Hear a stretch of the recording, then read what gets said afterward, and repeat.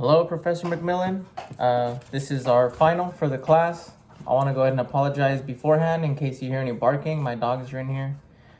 So let me get this started. How often do you snooze before taking this class? How about now? So before the class, I used to snooze about 4 or 5 times every morning. So that was very, very bad for me. And now I'm down to 1 snooze, if that. So I usually wake up on the first one, but every now and then I will hit the snooze once. Before this class, my mornings would vary. I would usually wake up an hour before class or an hour before work, depending on what day of the week it was. And then I would rush for 20 minutes to get to class because it takes about 40 minutes to get to Fresno State. Now I wake up at 6 a.m.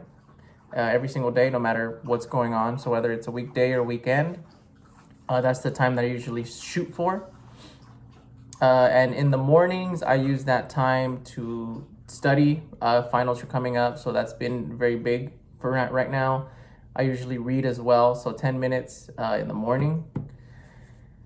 And as far as nights, this is the area where I lack the most. I have no consistency with my nights. I don't go to bed at the same time. Some nights I go to bed earlier, some nights I go to bed later. So this is a little difficult at the moment because of the job that I have. So for example, the weekends are the most difficult, but during the week, sometimes I stay up watching TV. And I would say, so this one asks, how do you estimate your sleep each night before taking this class? How about now? So before the class and during the class, I would say I get about the same amount of sleep. I feel that it did not change, once again, because of the job that I'm working. I'm in the process of finding a different job, one that has more consistent hours and lines up also more with my career goals. So during this semester, I transitioned into working at a middle school during the week, so that helps out a lot. However, the weekends, I still work at the winery just for a little extra money. The next one talks about science confirms that if we get the right amount of quality sleep, we'll feel awake, rested, and ready to start our days. Is true. I find this to be 100% true. On the days that I get 8 hours of sleep, I feel at my best. So even though I do wake up at 6 a.m., if I do get 8 hours of sleep the day before, no problem.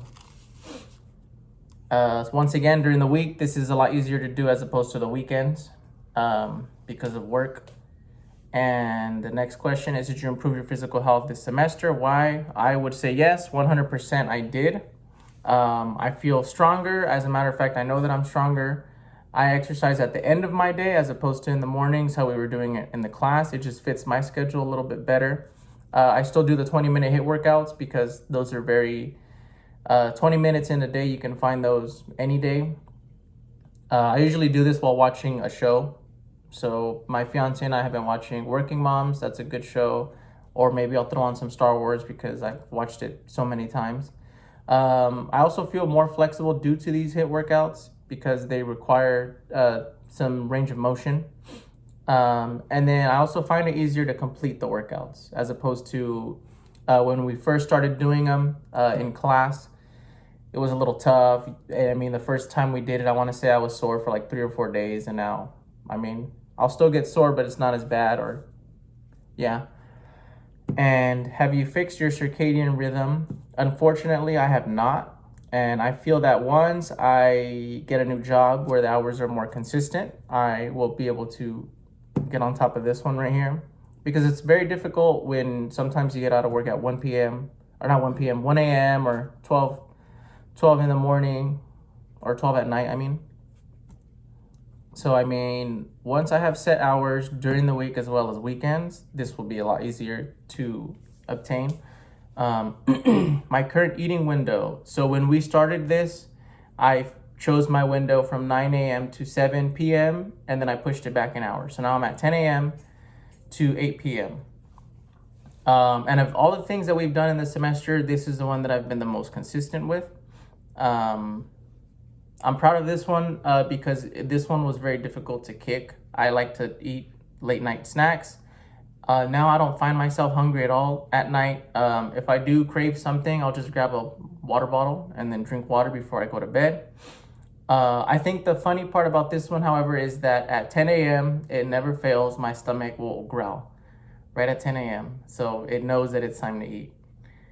What areas of your life did you seek out to improve this semester? In terms of books. So I seeked out money management. So I got the Dave Ramsey book, The Total Money Makeover, as you can see here. So I've been diving through this book. This book is interesting. The best part I like about this is in the book, throughout the chapters, it shows, or it tells like little testimonials or stories of how people who were struggling got the book, read it, and now they're better financially for it. So that's a good one.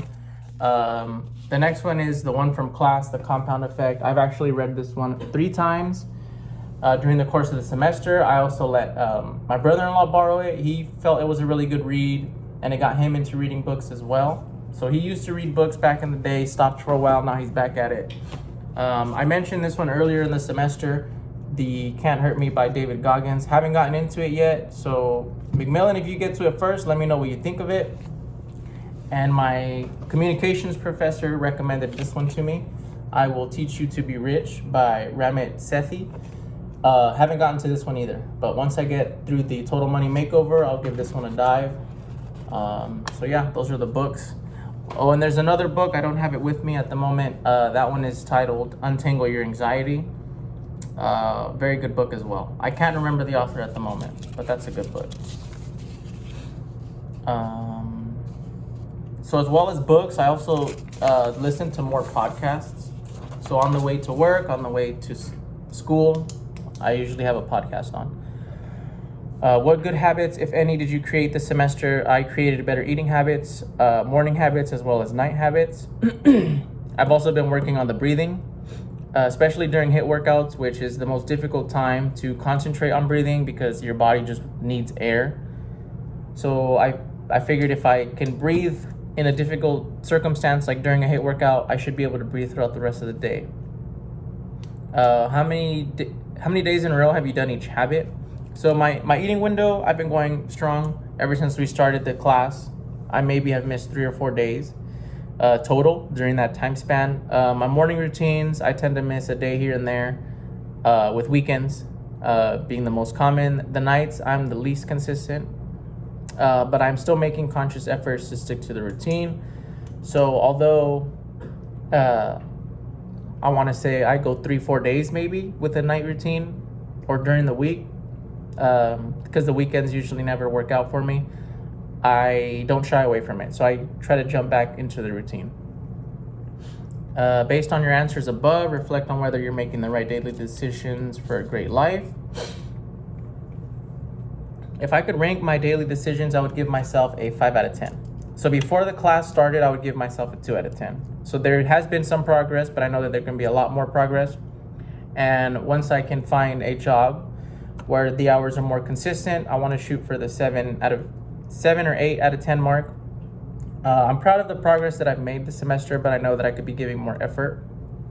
The number one key piece of advice that I would give a friend or another student that I learned in this class would be to build daily habits. The sooner you start, the easier it gets. Also, if you miss a day, it doesn't mean that you have to throw away all of your progress. So let's say you're consistent 25 days and then the 26th day, you drop the ball. It doesn't mean that those 25 days go away. You just start over the next day. So don't let go of those habits. What was the most challenging part of this course? The most challenging part would have to be the nights. That's where my consistency is lacking, and that's where I'm at my laziest part. So I mean, at the end of the day, nobody wants to do anything. I tend to get caught up on TV shows as well. And then, as you know, the late hours at the winery. What topic or concept did I enjoy the most out of this class? The breathing section, because who would have thought something so autonomous as breathing? I mean, we do it every day. We don't even think about it. We don't second guess it. We just breathe. It has such a huge impact on your life. As a matter of fact, from the day you are born, when you take your first breath, all the way till when you pass, when you take your last breath, you breathe all throughout your whole life. So breathing is very important. And the last one, overall, I made mediocre choices this semester. I know that I could have made better choices, but I do know that I have made some improvement. So I would put myself somewhere in the middle. I would say mediocre. So thanks for this class this semester. It was a great class. If I could retake it, I wish I could. But I will keep the workbook and I will keep myself in check for next semester. Have a good summer.